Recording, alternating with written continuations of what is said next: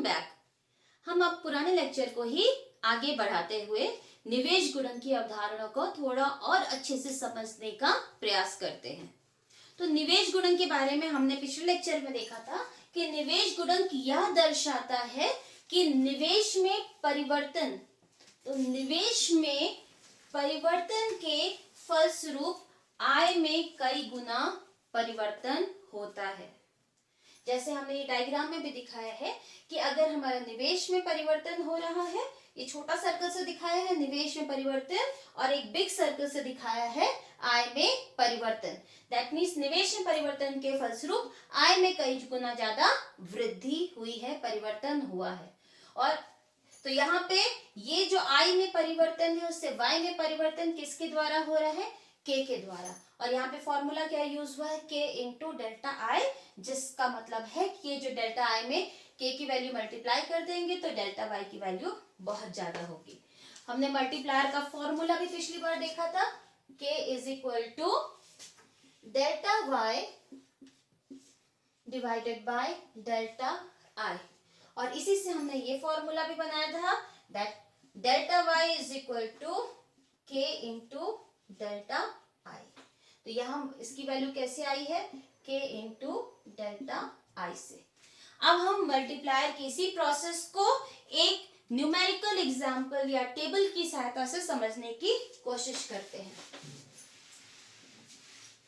तो मल्टीप्लायर किस पर निर्भर करता है? ये हमने पहले भी देखा था कि मल्टीप्लायर की थ्योरी डिपेंड करती है किसी के द्वारा किया गया व्यय किसी अन्य की आय में परिवर्तित होता है। और व्यय हमारा किस पर होता है? व्यय चाहे डेल्टा आई था वो भी व्यय था और डेल्टा सी है वो भी व्यय होगा। ये दोनों ही कन्वर्ट होते हैं डेल्टा वाई पर। अब हम एक उदाहरण लेके चलते हैं। एमपीसी की वैल्यू हम लेके चलते हैं, मान लेते हैं 0.9 है और डेल्टा आई जिसे हम आरंभिक निवेश कहेंगे, आरंभिक निवेश हम लेके चलते हैं 1000। अब इसे एक टेबल के द्वारा हम समझने का प्रयास करते हैं। पहला कॉलम बनेगा चक्र, राउंड, फिर यहाँ पे डेल्टा आई दैट मीन्स आरंभिक निवेश या निवेश में परिवर्तन, डेल्टा वाई दैट मीन्स आय में कितना परिवर्तन हो रहा है। अब इसके फलस्वरूप डेल्टा वाई दो चीजों पे खर्च होता है, या तो उपभोग पर या फिर बचत पर। तो ये सारे कॉलम्स हमने बना लिए हैं और लास्ट में सभी कॉलम्स का टोटल यहां पे हम लिखेंगे टोटल। अब डेल्टा वाई, मान लीजिए चक्र 1 की बात करते हैं। चक्र 1 में निवेश, आरंभिक निवेश हमने 1000 लिया है। अब निवेश आय में परिवर्तन होता है, यहाँ में देखा है अगर डेल्टा आई होगा तो ये व्यय है, ये कन्वर्ट होगा डेल्टा वाई में, तो ये बना हमारा आय में परिवर्तन। अब क्योंकि एमपीसी 0.9 है, इसका मतलब हम 90% ऑफ आर इनकम, अपनी आय का 90% हम खर्च करेंगे। क्योंकि डेल्टा सी हम कैसे कैलकुलेट करते हैं? डेल्टा सी की वैल्यू क्या होती है? MPC into delta Y. तो अगर हमें सी की वैल्यू कैलकुलेट करनी है तो 1000 से हम एमपीसी की वैल्यू को मल्टीप्लाई कर देंगे। 1000 इंटू 0.9, वैल्यू कितनी आएगी? 900। 1000 इंटू 0.9, 900। अब 1000 में से हमने 900 रुपए की वस्तुओं और सेवाओं का उपभोग किया, दैट मीन्स 900 रुपए हमने उपभोग किए और बचा लिए इसमें से 100 रुपए। अब जो हमारा इस चक्र में उपभोग है वो अगले चक्र में आय में कन्वर्ट होगा, क्योंकि हमें ये पता है ये उपभोग भी डेल्टा वाई में परिवर्तित होता है। तो यहाँ पे अब हमारा सेकेंड चक्र है राउंड 2। अब इसके बाद हमारे निवेश में कोई परिवर्तन नहीं हुआ है, निवेश में परिवर्तन एक ही बार हुआ है। अब उपभोग में परिवर्तन के फलस्वरूप आय में परिवर्तन होगा। तो निवेश अब यहाँ पे देखते हैं 900 हो गया। 900 हमारी इनकम है, वापस हम 900 इंटू एमपीसी करेंगे, दैट मीन्स यहाँ पे हम फिर करके देखते हैं 900 इंटू 0.9, वैल्यू कितनी आएगी 810 रुपए। अब हमारे कितने रुपए बचा लिए इसमें से 90 रुपीज, जो कि 10%, क्योंकि एमपीसी 0.9 है तो फिर एमपीएस की वैल्यू कितनी होगी 0.1, क्योंकि एमपीसी प्लस एमपीएस की वैल्यू 1 होती है। अब इस चक्र में जो हमारा 810 रुपए उपभोग पर व्यय हुआ, अगेन अगले चक्र में राउंड 3 में वो किसी अन्य के इनकम में कन्वर्ट हो जाएगा और यहाँ पे आय में परिवर्तन हुआ 810 रुपए। अगेन इस 810 रुपए का हम 10% यानी कि 81 रुपीज हम बचा लेंगे और 90% दैट इज 729 रुपीज हम खर्च करेंगे और फिर यही अगले चक्र में 729 रुपीज हमारी आय में कन्वर्ट हो जाएगा। तो आरंभिक निवेश तो 1000 है, लेकिन इस आरंभिक निवेश के फलस्वरूप डेल्टा वाई निरंतर बढ़ता जा रहा है और ये किसके फलस्वरूप हो रहा है, डेल्टा सी जो एमपीसी पर निर्भर करता है। और ये प्रक्रिया तब तक चलती रहेगी जब तक ये जो समिशन ऑफ डेल्टा एस है ये आरंभिक निवेश के बराबर ना हो जाए। ये 1000 है तो ये भी 1000 ना हो जाए। तो जब हमारा इसका एंड होगा, ये वैल्यू टोटल होते होते होते इतनी हो जाएगी कि इनका टोटल 1000 हो जाएगा। अब हम एक इसको देखते हैं कि वैल्यू कैलकुलेट कैसे करते हैं कि लास्ट में ओवरऑल डेल्टा वाई कितना इंक्रीज होगा। हमने ये फॉर्मूले सबसे पहले अभी थोड़ी देर पहले भी देखे थे, k is equal to delta Y upon delta I. अगर हमें यहाँ पे कैलकुलेट करना है डेल्टा वाई, तो डेल्टा वाई की वैल्यू कैसे होगी, delta Y is equal to k into delta I. हमें यहाँ क्या कैलकुलेट करना है, डेल्टा वाई। अब हमारे पास डेल्टा आई की वैल्यू तो क्वेश्चन में दी गई है। डेल्टा वाई कैलकुलेट तब हो पाएगा जब हमारे पास k की वैल्यू भी हो। k हमें नहीं गिवन है, लेकिन हमें क्वेश्चन में एमपीसी गिवन है। तो अब हम एमपीसी की वैल्यू से k की वैल्यू को कैलकुलेट करेंगे। हमने k का जो दूसरा फॉर्मूला देखा था वो क्या था, k is equal to 1/1 minus MPC. तब हमने यहाँ पे 1/1 माइनस 0.9, k की वैल्यू कितनी आएगी 1/1 माइनस 0.9 हो गया 0.1। डेसिमल हटाएंगे, ऊपर 0 बढ़ाएंगे, that is 10/1 is equal to 10। अब हमें ये पता चल गया है कि k की वैल्यू 10 है और i की वैल्यू, इनफैक्ट डेल्टा i की वैल्यू 1000 है। तब हम डेल्टा y की वैल्यू को कैलकुलेट कर सकते हैं। Delta y is equal to k into delta i। Again delta y is equal to 10 into 1000, delta y is equal to 10,000। तो इस तरीके से यहां पर हमने k के दो फॉर्मूले का यूज किया है। एक k is equal to delta Y upon delta I, क्योंकि इसी से हमने ये वाला फॉर्मूला बनाया है। दूसरा k is equal to 1/1 minus MPC. अब हमारे पास ये वैल्यू डेल्टा वाई की आ गई है 10,000, डेल्टा एस हमारे पास 1000 है, तो डेल्टा सी की वैल्यू हमारे यहाँ कितनी होगी 9000, क्योंकि हमें ये पता है delta Y is equal to delta C plus delta S, that is 9000 plus 1000 is equal to 10,000। तो इस तरीके से हमने देखा कि निवेश, आरंभिक निवेश तो हमारा 1000 ही है, लेकिन इसके फलस्वरूप आय में कई गुना परिवर्तन हुआ है और वो परिवर्तन होके डेल्टा वाई है। अब आगे हम देखते हैं रेखा चित्र। इसी चीज को कि जो मल्टीप्लायर की जो मॉडल है उसे हम एक डायग्राम के द्वारा भी प्रस्तुत कर सकते हैं। देखते हैं मल्टीप्लायर का डायग्राम कैसे वर्क करता है।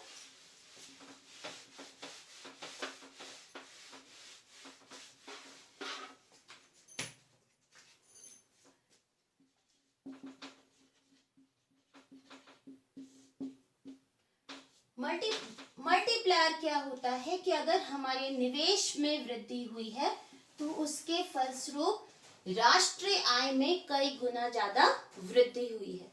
इसे हम रेखा चित्र में देखिए कैसे दर्शाते हैं। ये सेम डायग्राम है जो हमने पहले बनाया हुआ है। यहाँ पे हम दिखाएंगे समग्र मांग, ये y एक्सिस है, ये x एक्सिस है, ये मूल बिंदु है और समग्र पूर्ति।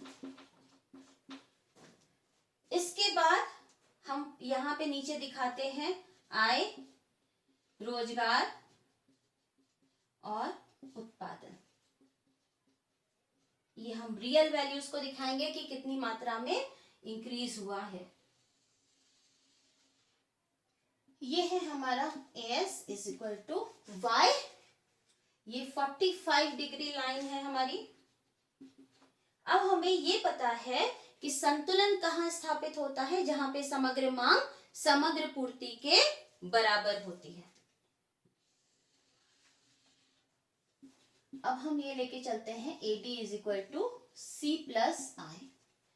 E पर समग्र मांग समग्र पूर्ति के बराबर है।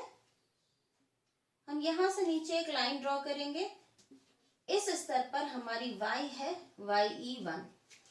दैट मीन्स संतुलन आय कितनी है, OYE1 के बराबर हमारी संतुलन आय है। मान लीजिए निवेश में वृद्धि की जाती है, हम करके देखते हैं। मान लीजिए निवेश में वृद्धि हुई तो हम पैरेलल लाइन ड्रॉ करेंगे। ये पैरेलल लाइन क्या दर्शा रही है कि निवेश में कितनी वृद्धि हुई।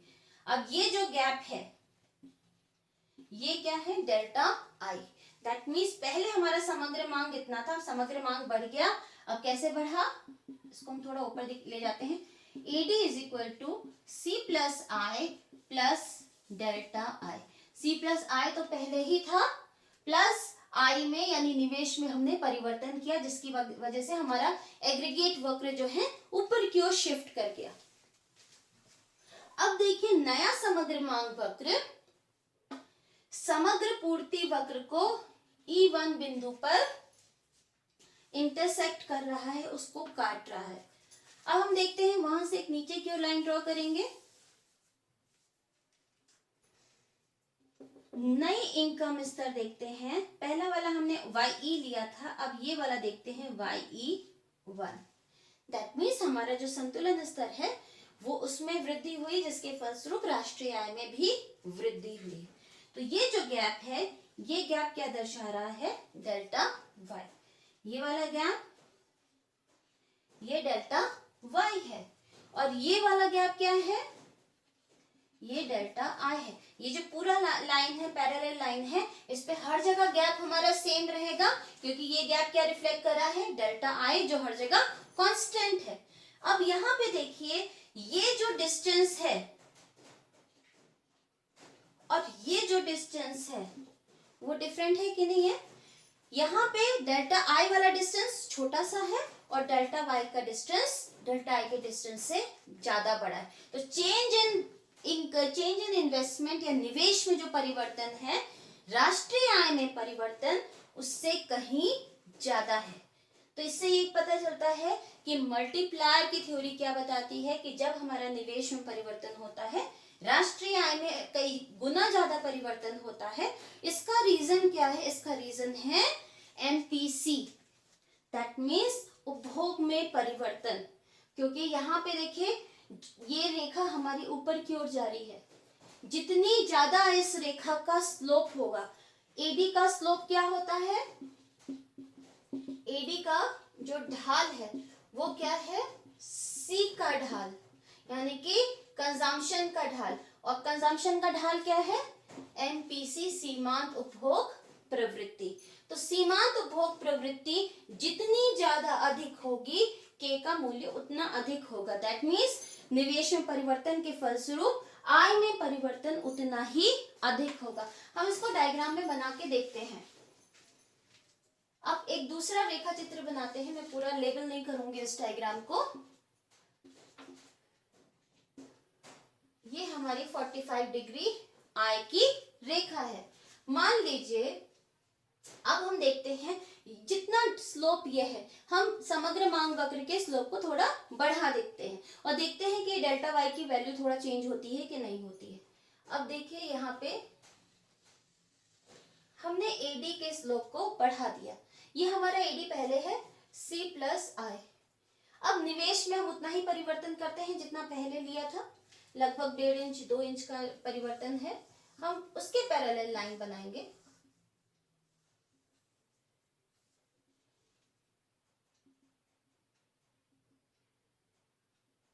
ये देखिए, ये नया समग्र मांग है। That means AD is equal to C plus I plus delta I, क्योंकि ये हमने निवेश में परिवर्तन किया है। अब यहाँ पे देखिए आरंभिक, पहले हमने यहाँ पे y लिया हुआ है, इसको हम y1 डिनोट कर देते हैं, इसको E1 डिनोट करते हैं। अब क्योंकि समग्र निवेश में वृद्धि हुई तो समग्र मांग वक्र हमारा ऊपर की ओर शिफ्ट हो गया। अब ये E2 बिंदु पर इसको इंटरसेक्ट कर रहा है। अब इस समग्र मांग वक्र का जो ढाल है MPC, वो इसके ढाल से अधिक है। इसका मतलब है कि MPC इस वाले समग्र मांग वक्र का MPC अधिक है, स्लोप ज्यादा है। अब हम देखते हैं क्या परिवर्तन फर्क पड़ता है डेल्टा वाई पर। अब इसको हम y2 दिखाते हैं। यहाँ पे देखिए जो गैप है डेल्टा वाई का, वो इस गैप से अधिक है। यहाँ पे ढाल कम है तो देखिए डेल्टा वाई का गैप इतना है, यहाँ ढाल अधिक हो गया तो डेल्टा वाई का गैप देखिए उस वाले गैप से ज्यादा है, जबकि डेल्टा आई दोनों में समान है, लगभग लगभग समान ही है। तो इससे क्या पता चलता है कि जितना ज्यादा हमारा MPC होगा उतना ज्यादा हमारा K होगा, दैट मीन्स निवेश गुणांक होगा, और उतना ही ज्यादा डेल्टा Y होगा, दैट मीन्स Y में परिवर्तन उतना ही ज्यादा होगा। अगर हमारा ढाल कम है, एक बार ये ज्यादा वाला ढाल हमें समझ में आ गया, अगर हम ढाल कम देखते हैं,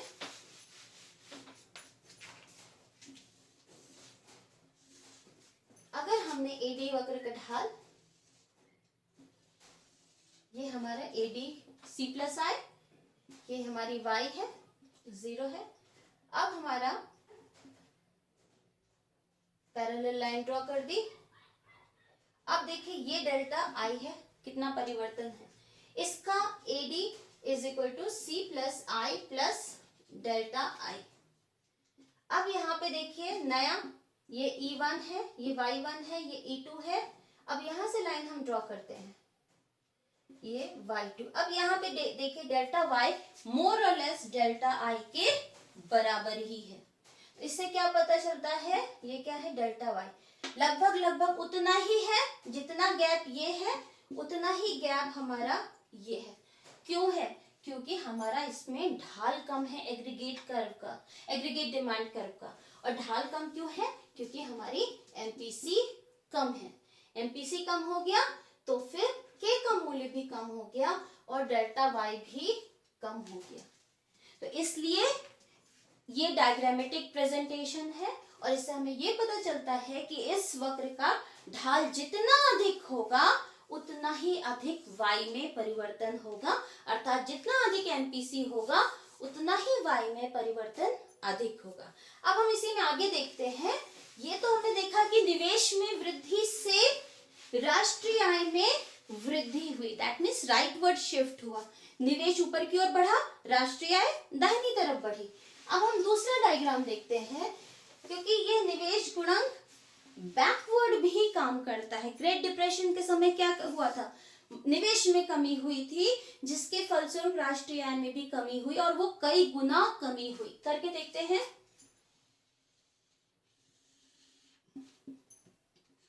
ये y एक्सिस, x एक्सिस 0 समग्र मांग और समग्र पूर्ति,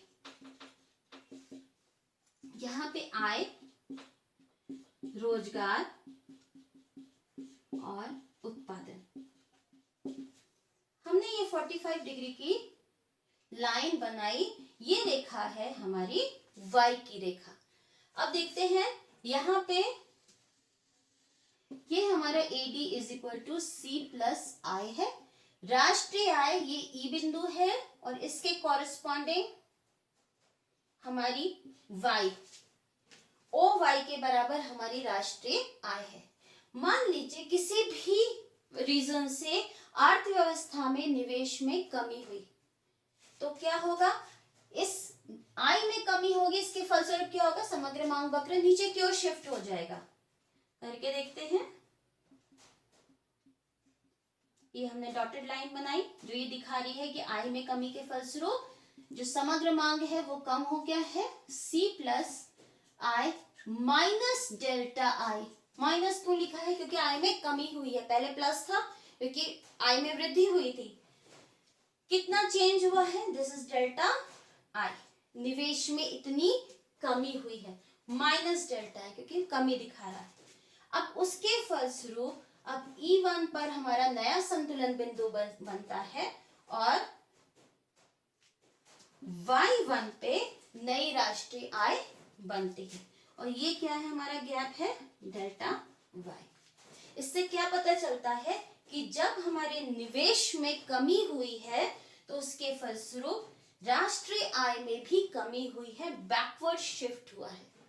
अगर हमारे निवेश में वृद्धि होती है, जैसे पहले हमने किया था कि निवेश में वृद्धि हो गई तो क्या हुआ, Y2 यहाँ पे E2, राष्ट्रीय अगर निवेश वक्र ऊपर चला गया तो फिर राष्ट्रीय आय में इंक्रीज होगा। अगर निवेश वक्र नीचे चला गया, दैट मीन्स एडी वक्र नीचे चला गया तो राष्ट्रीय आय में कमी होगी।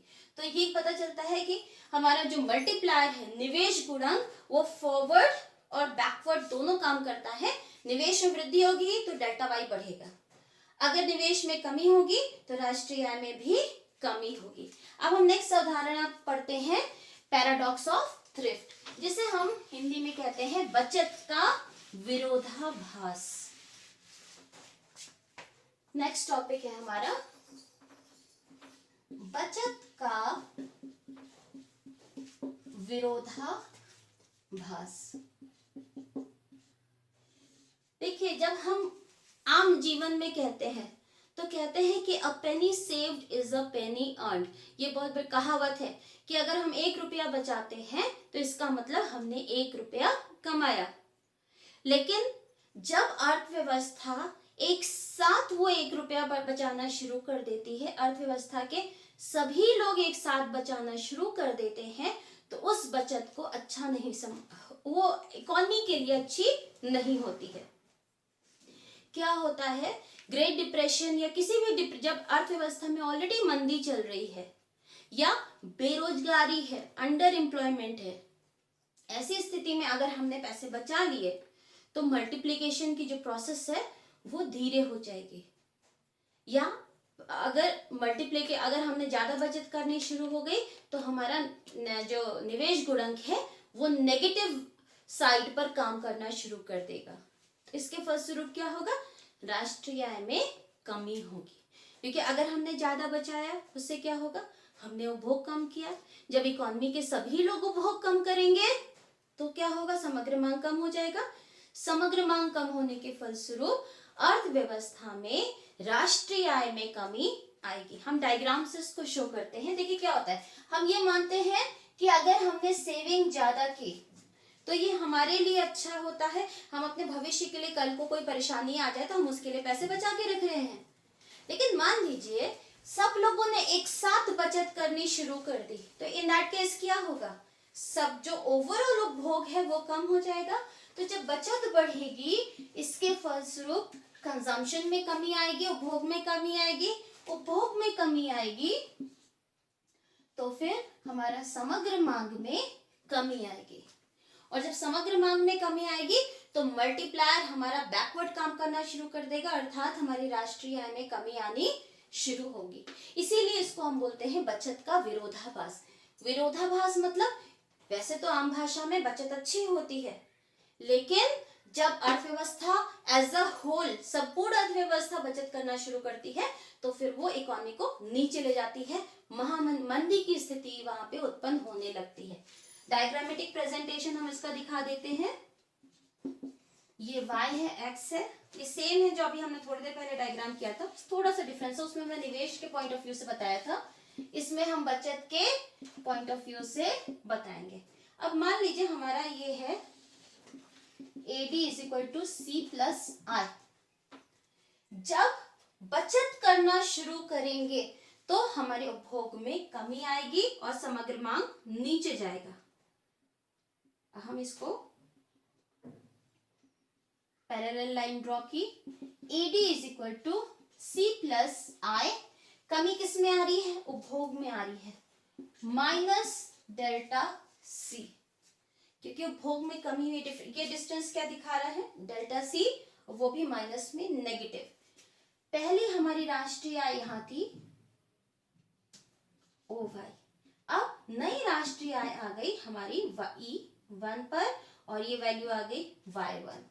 दैट मीन्स अगर हमने उपभोग में कमी की, दैट मीन्स अगर हमने बचत में वृद्धि की तो उपभोग में कमी की, उसके फलस्वरूप राष्ट्रीय आय या GDP में वृद्धि में कमी होगी, बेरोजगारी बढ़ेगी, अर्थव्यवस्था में उत्पादन में भी कमी होगी।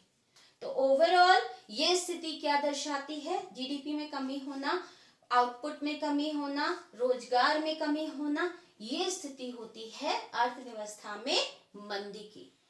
अगर हमारे उत्पादन के स्तर में कमी आई तो अर्थव्यवस्था में मंदी की स्थिति भी उत्पन्न होगी। इसे हम बचत का विरोधाभास कहते हैं, क्योंकि अभी जब हम ज्यादा बचत करने लगते हैं, हम बचत करेंगे, हम लोग कहते हैं हमें सेविंग करनी चाहिए, तो फिर अच्छा होता है, लेकिन समाज एक साथ अगर सोसाइटी अर्थव्यवस्था बचत करेगी तो नुकसानदेह होता है। लेकिन इस चीज को बचाया कैसे जा सकता है, अवॉइड कैसे किया जा सकता है, रोका कैसे जा सकता है? अगर ये जो हमने सेविंग की है, जो डेल्टा S हो रहा है, ये फाइनेंशियल मार्केट में अगर ये डेल्टा S जमा किया जाता है फाइनेंशियल मार्केट के थ्रू, ये वापस अर्थव्यवस्था में डेल्टा I के रूप में पंपिंग किया जाए, तो ऐसी स्थिति में अब ऐसे में क्या होगा, हमारी A नीचे आया, लेकिन जितना डेल्टा C नीचे आया, ये डेल्टा C क्या है, is equal to delta S है, तो जितना डेल्टा S नीचे आया, अगर हम उतना ही डेल्टा I ऊपर ले जाएंगे तो क्या होगा, वापस हम इसी लाइन पे पहुंच जाएंगे। अब हम इसी पे पहुंच गए और हमारा आज राष्ट्रीय आय वापस जहां पे थी वहीं पहुंच जाएगी।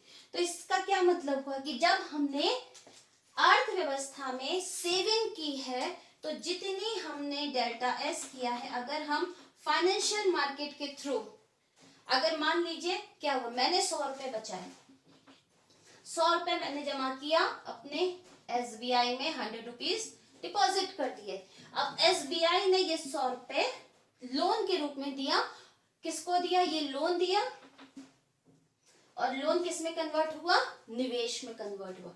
दैट मीन जितना डेल्टा S नीचे आया है उतना ही डेल्टा I ऊपर चला गया। एक बार मैं फिर से इसको बता देती हूँ। मान लीजिए मैंने डेल्टा S किया 100 रुपए, यानी कि -100 हुआ, ये इतना बचा लिया। ये -100 मैंने कहा जमा किए, SBI के अपने अकाउंट में 100 रुपए जमा किए। SBI ने क्या किया, लोन दिया 100 रुपए का। देखिए ये मैं हाइपोथेटिकल एग्जांपल ले रही हूँ, से बच जाएगा, SBI जो है CRR SLR बचाएगा, लेकिन एक एग्जांपल के थ्रू ही समझ रहे हैं कि SBI ने ये पूरा का पूरा मान लीजिए लोन के रूप में दे दिया। लोन कौन लेगा, इन्वेस्टर्स लेंगे, निवेशक लोन लेंगे। उन्होंने निवेश किया तो क्या हो गया, अर्थव्यवस्था में +100 हो गया। दैट मीन्स जितना -100 हुआ उतना ही +100 हो गया, तो डेल्टा S डेल्टा Y के बराबर हो गया, जिसके फलस्वरूप क्या हुआ, समग्र मांग वक्र जितना नीचे आया था उतना ही ऊपर चला गया, वापस उतना ही जाएगा डेल्टा I के रूप में प्लस, और क्या होगा, वापस इसी लाइन पे अर्थव्यवस्था आ जाएगी और आय का स्तर वही बना रहेगा। तो पैराडॉक्स ऑफ थ्रिफ्ट, हिंदी में जिसे बचत का विरोधाभास कहते हैं, वो कहते, उसके अनुसार क्या होता है, अर्थव्यवस्था में हमने एक साथ ज्यादा बचत कर ली तो GDP में कमी आएगी, जैसे ये कमी आई। लेकिन अगर उसी बचत को हमने फाइनेंशियल, ये क्या है, एसबीआई, ये वित्तीय संस्था है, फाइनेंशियल मार्केट के थ्रू डेल्टा आई के रूप में अर्थव्यवस्था में पंप इन किया आय के चक्रीय प्रवाह में, तो फिर वापस हमारी अर्थव्यवस्था वहीं पहुंच जाएगी। जैसे हमने एक आय के चक्रीय प्रवाह का डायग्राम किया था, हाउस होल्ड सेक्टर था, दूसरा फर्म सेक्टर था। फर्म सेक्टर ने, मान लीजिए हाउस होल्ड सेक्टर ने 100 रुपए यहाँ पे 100 रुपए चल रहे थे, -100 कर दिया तो वैल्यू यहाँ पे 0 आ गई। उतनी ही फर्मों ने अगर 100 रुपए पंप इन कर दिए तो फिर क्या होगा, +100 आके वैल्यू हमारी 100 हो जाएगी। तो अगर जितना हमने बचत में कमी की है उतना ही अगर हम निवेश में वृद्धि करेंगे फाइनेंशियल मार्केट के थ्रू, तो फिर इसमें निवेश गुणक उतना ही राइट हैंड साइड काम करेगा और हमारी वापस एडी पुरानी जगह पहुंच जाएगी। तो बचत विरोध, हमने इसमें दो चीजें देखी। बचत का विरोधाभास क्या होता है कि बचत से जीडीपी कम होगी।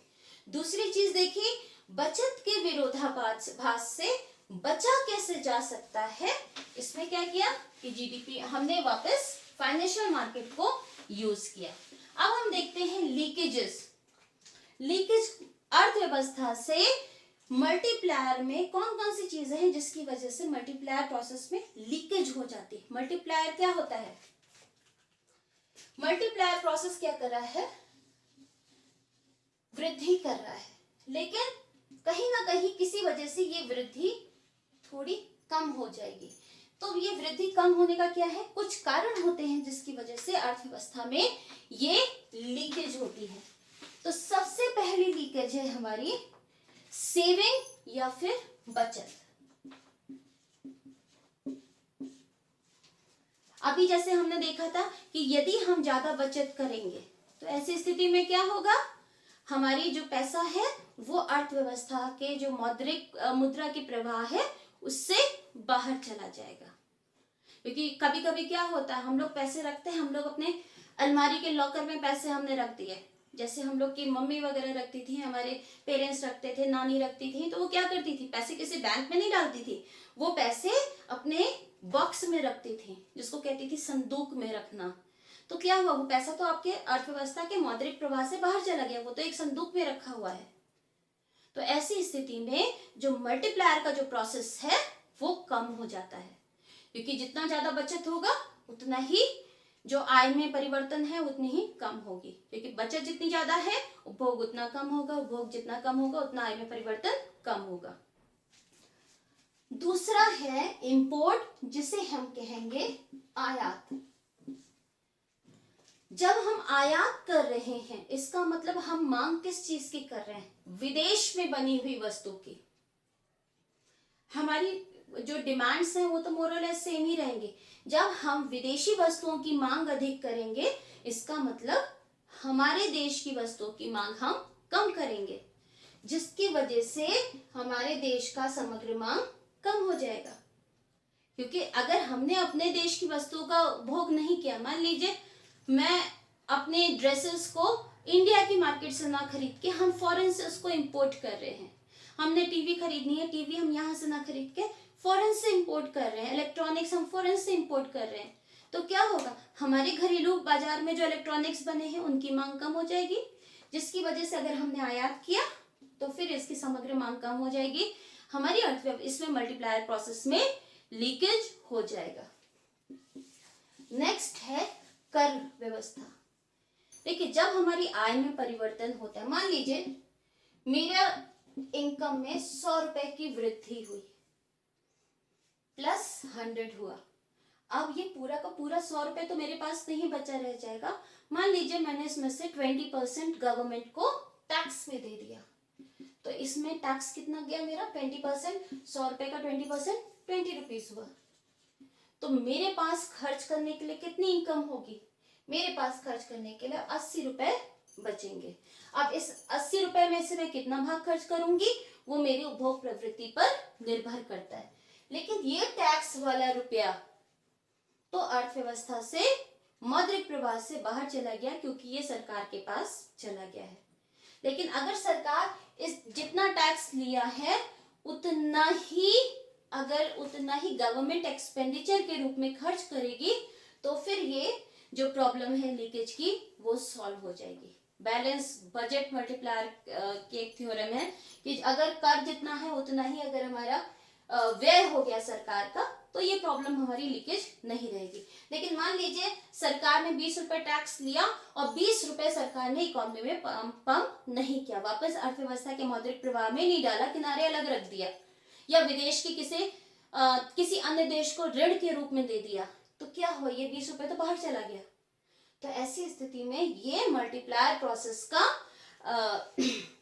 लीकेज होगा। लीकेज मतलब रिसाव होना। लास्ट इसमें हम देखते हैं price rise, that means inflation, महंगाई जिसको हम बोलेंगे आम भाषा में मुद्रास्फीति।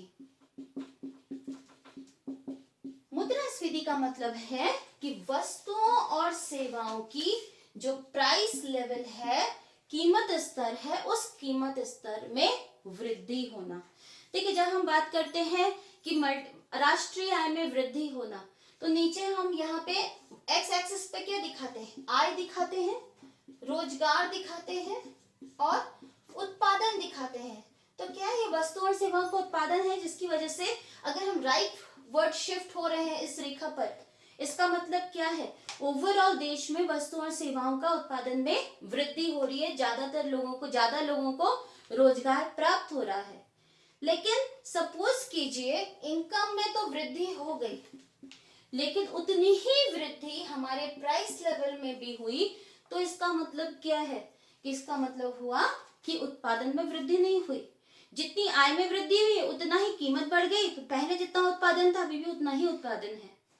तो इसीलिए अगर प्राइस राइज होती है तो फिर महंगाई होने के फलस्वरूप राष्ट्रीय आय में वृद्धि नहीं होगी, मतलब उत्पादन में वृद्धि नहीं होगी, वास्तविक आय में वृद्धि नहीं होगी। वास्तविक आय का मतलब जो एक्चुअल क्वांटिटी है गुड्स एंड सर्विसेज की। अब जब भारत जैसे देश में, हमारे जैसे देश में क्या होता है, एक्सेस डिमांड, एक्सेस कैपेसिटी नहीं होती है। जब एक्सेस कैपेसिटी, जिसको हमने अधिशेष क्षमता के बारे में देखा था, जब विकासशील देशों में एक्सेस कैपेसिटी नहीं हुई, मांग तो अधिशेष क्षमता नहीं है, तो अगर हमारी समग्र मांग में वृद्धि हुई तो ऐसी स्थिति में पूर्ति में वृद्धि करना तो पॉसिबल नहीं होगा, क्योंकि अधिशेष क्षमता नहीं है उत्पादन की, तो फिर प्राइस लेवल राइज होगा। या विकासशील देशों में अधिकतर डिमांड, इनकम बढ़ने पर अगर हमारी वाई बढ़ती है तो हमारी डिमांड किन चीजों की बढ़ती है, खाद्यान्न की, फूड ग्रेन्स की डिमांड बढ़ेगी, क्योंकि बहुत सारे लोग इतने निर्धन होते हैं शायद 2 वक्त का ठीक से भोजन भी अरेंज नहीं कर पाते हैं। तो क्या होगा, जब इनकम बढ़ेगी तो ठीक से और ज्यादा अच्छा खाना खाने की कोशिश करेंगे। और फूड ग्रेन्स क्या होता है, फूड ग्रेन्स डिपेंड करता है हमारे क्लाइमेटिक कंडीशंस पे। इसके अलावा डिपेंड करता है एक टाइम स्पैन चाहिए होता है। आज हमने बोया तो कुछ महीनों बाद ही वो फसल पकेगी, आज बोया और आज ही नहीं पक के बाहर आ जाएगी। तो इसीलिए जब इनकम बढ़ी तो डिमांड किस चीज की बढ़ेगी, खाद्यान्न की डिमांड बढ़ गई, लेकिन इसकी पूर्ति को बढ़ाना पॉसिबल नहीं है, जिसके फलस्वरूप कीमत स्तर में वृद्धि होगी। तो जब भी कीमत स्तर में वृद्धि होती है, मुद्रास्फीति होती है, तो ऐसी स्थिति में मल्टीप्लायर की थ्योरी, निवेश गुणक का जो सिद्धांत है वो काम नहीं करेगा। क्यों काम नहीं करेगा, क्योंकि मल्टीप्लायर कब काम करता है, जब हमारा एडी की फलस्वरूप जो है एएस भी बढ़ जाता है। जब यहाँ पे हम देखते हैं अगर हमारी एडी बढ़ी है तो यहाँ पे एएस उसके इक्वल हो गया। अगर हमारी एडी बढ़ गई और एएस उतना के उतना ही रहा तो हमारी इनकम में कोई चेंज नहीं होगा, सिर्फ प्राइसेस में चेंज होगा। एक बार फिर से इसको बना देती हूँ, बहुत शॉर्टकट बनाया था। देखिए क्या होता है, ये हमारा एडी है। मान लीजिए इस लेवल के बाद हमारे यहाँ उत्पादन बढ़ाना संभव ही नहीं है, तो अब इससे ऊपर अगर हमारी डिमांड बढ़ेगी तो उत्पादन तो हमारे ये मैक्सिमम हो ही रहा है, इसके आगे हम सप्लाई नहीं बढ़ा सकते हैं। तो ऐसी स्थिति में क्या होगा, कीमत स्तर बढ़ेगा। इस अवधारणा को, ये जो कॉन्सेप्ट है, ये हम अगले लेक्चर में पढ़ेंगे जब हम एक्सेस डिमांड और डेफिशिएंट डिमांड को पढ़ेंगे। तो मल्टीप्लायर के बारे में हमने देखा कि जब भी पूंजीवादी अर्थव्यवस्था में कहीं जीडीपी में कमी आती है तो इसका अर्थ है कहीं ना कहीं निवेश या उपभोग में कमी हो रही है, जिसके फलस्वरूप समग्र मांग नीचे जा रहा है। और समग्र मांग नीचे जाने के फलस्वरूप हमारी जो जीडीपी है या राष्ट्रीय आय में भी कमी हो रही है और समग्र मांग के कई गुना ज्यादा कमी हो रही है। और इसका सलूशन भी यही है कि अगर हम समग्र मांग में वृद्धि करेंगे तो राष्ट्रीय आय में कई गुना ज्यादा वृद्धि होगी। अब हम इस पर कुछ इस कॉन्सेप्ट पर बेस्ड कुछ न्यूमेरिकल्स को सॉल्व करके देखते हैं। अब हम फर्स्ट न्यूमेरिकल देखते हैं। एक अर्थव्यवस्था में आय में वृद्धि का 70% उपभोग पर व्यय होता है। तो ये क्या बता रहा है, हम यहाँ सोल्यूशन लिख देते हैं। 70% उपभोग पर व्यय होता है, इसका मतलब होता है दिस इज एमपीसी। ये सीमांत उपभोग प्रवृत्ति है जो 0.7 है। उसके बाद दैट इज 70/100 करेंगे तो वैल्यू हमारी 0.7 आएगी। आगे बढ़ते हैं। मान लीजिए अर्थव्यवस्था में ₹300 करोड़ का निवेश होता है। इसका मतलब क्या गिवन है, डेल्टा आई की वैल्यू गिवन है ₹300 करोड़। अब कैलकुलेट क्या करना है, आय में परिवर्तन। तो हमें वैल्यू क्या कैलकुलेट करनी है, डेल्टा वाई। और दूसरा बचत में परिवर्तन, डेल्टा एस। अब हमें डेल्टा एस पता, जैसे हमने डेल्टा सी किया था वैसे ही डेल्टा एस होता है। डेल्टा एस का फॉर्मूला होता है एमपीएस, यानी कि सीमांत बचत प्रवृत्ति इनटू डेल्टा वाई। तो सबसे पहले हमें कैलकुलेट करना है डेल्टा वाई, और इस डेल्टा वाई की वैल्यू के बेस पर हम डेल्टा एस को भी कैलकुलेट कर लेंगे। दूसरा हमें एक वैल्यू और देखनी है, एमपीएस। क्योंकि एमपीसी 0.7 है तो एमपीएस का मूल्य क्या होगा, 0.7 माइनस करेंगे 1 से तो वैल्यू आएगी 0.3। अब आगे सॉल्व करके देखते हैं।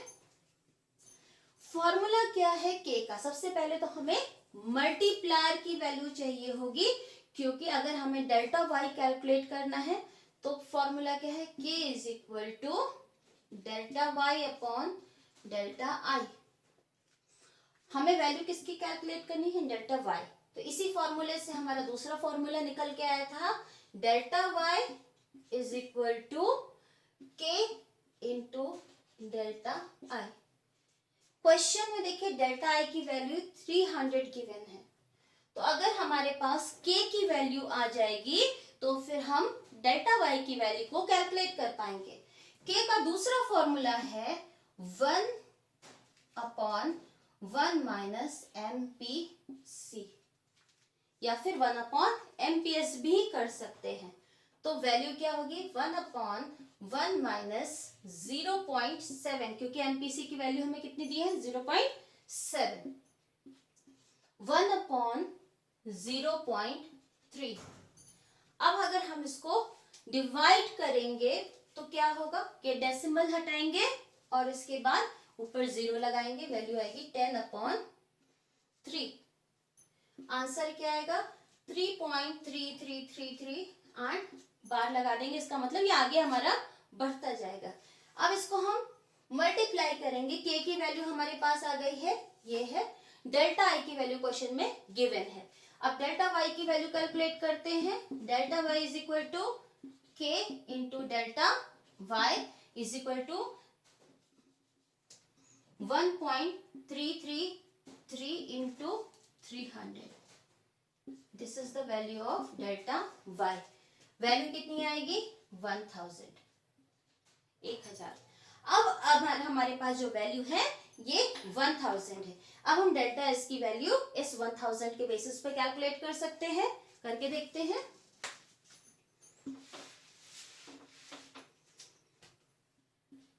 डेल्टा वाई की वैल्यू हमारे पास क्या आई है, 1000। डेल्टा एस की वैल्यू क्या होगी, MPS into delta Y. Delta S की वैल्यू एमपीएस हमने पहले ही कैलकुलेट कर दिया था, जो की वैल्यू है 0.3। डेल्टा वाई की वैल्यू हमने अब कैलकुलेट की है 1000। डेल्टा एस की value 0.3 into 1000 is equal to 300। तो ये हमारा सेकेंड आंसर है, ये हमारा फर्स्ट आंसर है। अब हम नेक्स्ट न्यूमेरिकल सॉल्व करके देखते हैं। ये न्यूमेरिकल देखते हैं। एक अर्थव्यवस्था में आय में वृद्धि का 70% उपभोग पर व्यय किया जाता है। इससे क्या पता चल रहा है, ये क्या बता रहा है, 70% उपभोग पर व्यय करने का मतलब कि हमारी एमपीसी की वैल्यू है 0.7, दैट इज 70 डिवाइडेड बाई 100, 0.7। आगे पढ़ते हैं। मान लीजिए अर्थव्यवस्था में रुपए 300 करोड़ का निवेश होता है, तो वैल्यू क्या दी गई है, delta I is equal to 300 crore. अब कैलकुलेट क्या करना है, आय में परिवर्तन, दैट इज डेल्टा वाई की वैल्यू हमें कैलकुलेट करनी है। बचत में परिवर्तन, डेल्टा एस की वैल्यू कैलकुलेट करनी है। अब डेल्टा एस का फॉर्मूला है MPS into delta Y. MPS into delta Y मतलब आय में परिवर्तन का कितना भाग हम बचा रहे हैं, ये बताता है एमपीएस। अब हम एमपीएस की वैल्यू को कैलकुलेट करेंगे क्योंकि एमपीसी गिवन है। तो MPS is equal to 1 minus MPC is equal to 1 minus 0.7 is equal to 0.3। अब हमारे पास ये वैल्यू आ गई है। हमें कैलकुलेट क्या करना है, डेल्टा वाई कैलकुलेट करना है। तो सबसे पहले हम देखते हैं डेल्टा वाई का फॉर्म, डेल्टा वाई कैसे कैलकुलेट कर सकते हैं। पहले हम k लिखेंगे, k is equal to delta Y upon delta I, क्योंकि निवेश में परिवर्तन के कई गुना ज्यादा y में परिवर्तन होता है। और ये हमें कैसे पता चलता है, k से। अब अगर हमें डेल्टा y कैलकुलेट करना है तो इसी फॉर्मूले से हमारा नेक्स्ट फॉर्मूला आएगा, delta y is equal to k into delta I. कि y में कितना परिवर्तन हुआ है, अगर निवेश गुणक की वैल्यू हमारे पास आ जाएगी, डेल्टा आई क्वेश्चन में गिवन है, तो हम निवेश गुणक को डेल्टा आई से मल्टीप्लाई कर देंगे, वैल्यू हमारे पास आ जाएगी। अब हम देखते हैं आगे, k का दूसरा फॉर्मूला होता है 1 upon 1 minus MPC, 1 upon 1 minus 0.7, क्योंकि एमपीसी की वैल्यू हमें कितनी दी गई है, 0.7, 1 upon 0.3, 1 minus 0.7 is equal to 0.3। अब हमने क्या किया, ऊपर 0 बढ़ा दिया क्योंकि नीचे हम डेसिमल घटा रहे हैं। 3 into 3 is equal to 9.3333 and so on. इस तरीके से ये वैल्यू हमारी बढ़ती जाएगी। अब हमारे पास k की वैल्यू आ गई है, k इज इक्वल टू 3.333। हमारे पास अब हम डेल्टा y की वैल्यू को कैलकुलेट कर सकते हैं। Delta y is equal to k into delta I. आगे k की वैल्यू हमने कैलकुलेट की है 3, नेक्स्ट लाइन में लिखते हैं delta y is equal to 3.333 and so on. इसको मल्टीप्लाई करेंगे, किससे मल्टीप्लाई करेंगे, निवेश में परिवर्तन, दैट इज 300 से। अब हम 300 को 333 मल्टीप्लाई करेंगे तो ये वैल्यू आएगी हमारी 1000। तो यहाँ पे डेल्टा वाई का मूल्य क्या आया है, delta Y is equal to 1000। अब जब हमारे पास डेल्टा वाई की वैल्यू आ गई है तो एस की वैल्यू हम कैलकुलेट कर सकते हैं, क्योंकि हम एमपीएस ऑलरेडी कैलकुलेट कर चुके हैं। Second part of the question था, हमें क्या कैलकुलेट करना है, delta S is equal to MPS into delta Y. So delta S is equal to MPS की वैल्यू कितनी दी है, 0.3। डेल्टा वाई हमने कितना कैलकुलेट किया है, 1000। 0.3 into 1000 is equal to delta S is equal to 300। तो ये हमारा second part of the question का आंसर है। अब हम नेक्स्ट न्यूमेरिकल सॉल्व करते हैं। अब ये क्वेश्चन है कि यदि शून्य आय के स्तर पर उपभोग 40 करोड़ का है, तो जो शून्य आय के स्तर पर कंजम्पशन होता है वो क्या होता है, स्वायत्त उपभोग होता है, सी बार। तो क्वेश्चन में हमें क्या दिया गया है, सबसे पहले सी बार की वैल्यू दी गई है, C bar is equal to 40 crore. और निवेश गुणक का मूल्य है 4। इसका मतलब के की वैल्यू भी दी गई है 4। उपभोग फलन ज्ञात करें। अब उपभोग फलन क्या होता है? उपभोग की इक्वेशन जो हम बनाते हैं उसकी फॉर्मूला क्या है? C bar plus B Y. अब यहाँ पे हमें ये पता है B is equal to MPC होता है, तो इसका मतलब हमें ढूंढना क्या है? MPC की वैल्यू को कैलकुलेट करना है। अगर MP, क्योंकि हमें C बार की वैल्यू 40 दी गई है, इस वैल्यू को हम कैलकुलेट करेंगे, हमारी इक्वेशन पूरी हो जाएगी। अब करके देखते हैं कैसे है। K का फॉर्मूला होता है 1/1 माइनस MPC, या फिर इसी को हम इस तरीके से लिख सकते हैं 1/MPS। अब सॉल्व करके देखते हैं। K की वैल्यू हमें दी गई है 4, तो हम ऐसे लिख सकते हैं 4 इज इक्वल टू 1/MPS, यानी कि सीमांत बचत प्रवृत्ति। क्रॉस मल्टीप्लाई करेंगे, MPS उधर ले जाएंगे, 4 को इधर ले आएंगे, तो कैसे लिखेंगे आगे? MPS is equal to 1/4। हम डिवाइड करेंगे 1/4 को, तो वैल्यू आएगी 0.25। ये वैल्यू हमारी किसकी है? सीमांत बचत प्रवृत्ति की। हमें क्या चाहिए? सीमांत उपभोग प्रवृत्ति। तो अब आगे हम MPC को कैलकुलेट करेंगे। MPC is equal to 1 minus MPS। MPC is equal to 1 minus 0.25। MPC is equal to 0.75। अब ये सारी वैल्यू हमारे पास आ गई। इक्वेशन हम कंजम्पशन फंक्शन की आराम से बना लेंगे। C इज इक्वल टू 40, क्योंकि C बार की वैल्यू गिवन है, प्लस 0.75y।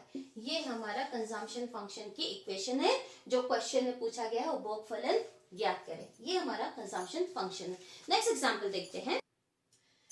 अब ये नेक्स्ट क्वेश्चन है, यदि राष्ट्रीय आय में 1000 करोड़ की वृद्धि होती है, तो इसमें देखिए क्वेश्चन में क्या गिवन है। क्वेश्चन में गिवन है वैल्यू है डेल्टा वाई। डेल्टा वाई है कि हमें 1000 रुपए 1000 करोड़ की आय में वृद्धि करनी है। अब पूछा गया है कि कितने निवेश की वृद्धि की आवश्यकता है। दैट मीन्स हमें कितना डेल्टा वाई करना होगा, निवेश में कितनी वृद्धि करनी होगी कि इनकम हमारी 1000 करोड़ बढ़ जाए। वैल्यू गिवन है MPC की 0.6, तो हम MPS से निकालना ज्यादा आसान होता है, तो हम 0.4 कर देते हैं। सिंपल। अब यहाँ पे करके देखते हैं। डेल्टा आई का फॉर्मूला हमें पता है। डेल्टा आई का फॉर्मूला है, नीचे ही लिख देती हूँ, delta I is equal to delta Y divided by K. Question में डेल्टा वाई हमें गिवन है। अगर हम इस के की वैल्यू कैलकुलेट कर लें, दैट मीन्स गुणांक, निवेश गुणांक की वैल्यू को कैलकुलेट कर लें, तो डेल्टा आई का मूल्य आ जाएगा। अब यहाँ पे हम फॉर्मूला यूज करते हैं, क्योंकि क्वेश्चन में हमें MPC दिया है, MPS भी हमने कैलकुलेट कर लिया। 1/MPS। वैल्यू कैसे लिखेंगे? K is equal to 1/0.4। क्या हो गया? 10/4। वैल्यू आई 2.5। 10 को हम 4 भाग में डिवाइड करेंगे, 2.5। अब हमारे पास K की वैल्यू है, K is equal to 2.5। Delta Y की वैल्यू गिवन है 1000 रुपीज। अब इन दोनों वैल्यूज के बेसिस पर डेल्टा I की वैल्यू कैलकुलेट हो जाएगी। So delta I is equal to delta Y divided by K। Delta Y की वैल्यू दी गई है 1000 और वैल्यू कितनी दी गई है K की? 2.5। अब 2.5 into 4 is equal to 10 and 0 0 copy कर लिया, वैल्यू आ गई हमारी 400। तो 400 के निवेश की आवश्यकता है यदि हमें राष्ट्रीय आय को 1000 करोड़ बनाना है। तो answer is delta I is equal to 400। अब हम लास्ट एग्जांपल करते हैं। ओके, आज का लास्ट एग्जांपल है, एक अर्थव्यवस्था में निवेश 200 करोड़ का किया गया है। दैट मीन्स गिवन क्या है? Delta I is equal to 200 crore. जब हम क्वेश्चन पढ़ते जाते हैं गिवन वैल्यूज को पहले हम लिखते जाएंगे। इसके फलस्वरूप आय में वृद्धि 1000 करोड़ है। तो डेल्टा वाई भी हमें गिवन है 1000 करोड़। कैलकुलेट करना है एमपीसी। एमपीसी की गणना करें तो एमपीसी की वैल्यू को हमें कैलकुलेट करना है। अब हमने ही पता है डेल्टा आई और डेल्टा वाई से हम के की वैल्यू को कैलकुलेट कर सकते हैं, और के की वैल्यू अगर हमारे पास आ गई तो उससे हम एमपीसी को कैलकुलेट कर सकते हैं, दैट इज 1/1 माइनस एमपीसी। सबसे पहले हम के की वैल्यू कैलकुलेट करेंगे। K is equal to delta Y upon delta I. Delta Y की वैल्यू दी गई है 1000 और डेल्टा आई की वैल्यू दी गई है 200। तो के की वैल्यू हमारे पास कितनी आई? 5। अब हमें कैलकुलेट करना है एमपीसी। तो MPC K is equal to 1/1 minus MPC. K की वैल्यू हमें क्वेश्चन में दी गई है, के की वैल्यू जिसे हमने कैलकुलेट कर लिया है 5 है। तो हम इस तरीके से लिख सकते हैं 5 is equal to 1/1 minus MPC. पहले के क्वेश्चन से मैंने 1 माइनस एमपीएस करके दिखाया था। अब हम इसी से डायरेक्ट सॉल्व करेंगे, चेंज नहीं करेंगे। अब हम क्रॉस मल्टीप्लाई करेंगे तो ये वैल्यू जो पूरा का पूरा टर्म है 1 माइनस एमपीसी हम ऊपर ले जाएंगे, 5 नीचे ले जाएंगे। तो इधर कर लेते हैं। अब नेक्स्ट स्टेप क्या होगा? 1 minus MPC is equal to 1/5। अब हम 1/5 को सॉल्व करेंगे डिवाइड करके, तो वैल्यू कितनी आ जाएगी? 1 minus MPC is equal to 0.2। कि अगर हम 10/5 करके 0.5 करेंगे तो वैल्यू हमारी 0.2 आएगी। अब इसके बाद हम इस 0.2 को इधर ले आएंगे और एमपीसी को उधर ले जाएंगे, तो क्या आएगा? MPC is equal to 1 minus 0.2 is equal to MPC की वैल्यू आ गई 0.8। तो ऐसा है, एमपीसी अगर अननोन है, क्वेश्चन में जैसे एमपीसी अननोन था और हमारे पास कुछ ऐसी वैल्यूज दी गई हैं कि हम मल्टीप्लायर की वैल्यू को कैलकुलेट कर सकते हैं। तो अगर हमारे पास मल्टीप्लायर की वैल्यू हमारे पास है तो हम एमपीसी या एमपीएस दोनों की वैल्यू को कैलकुलेट कर सकते हैं। तो यहाँ पे हमने ये वाला फॉर्मूला यूज किया, k is equal to 1/1 minus MPC. हमारे पास k की वैल्यू हम पहले कैलकुलेट कर चुके थे, इससे एमपीसी की गणना करना आसान हो गया। आप जितनी प्रैक्टिस करेंगे उतना ही आपको फॉर्मूले का यूज करना आसान होगा। आज की क्लास में बस इतना ही। नेक्स्ट लेक्चर में हम डेफिशिएंट डिमांड और एक्सेस डिमांड को कवर करेंगे। Thank you so much.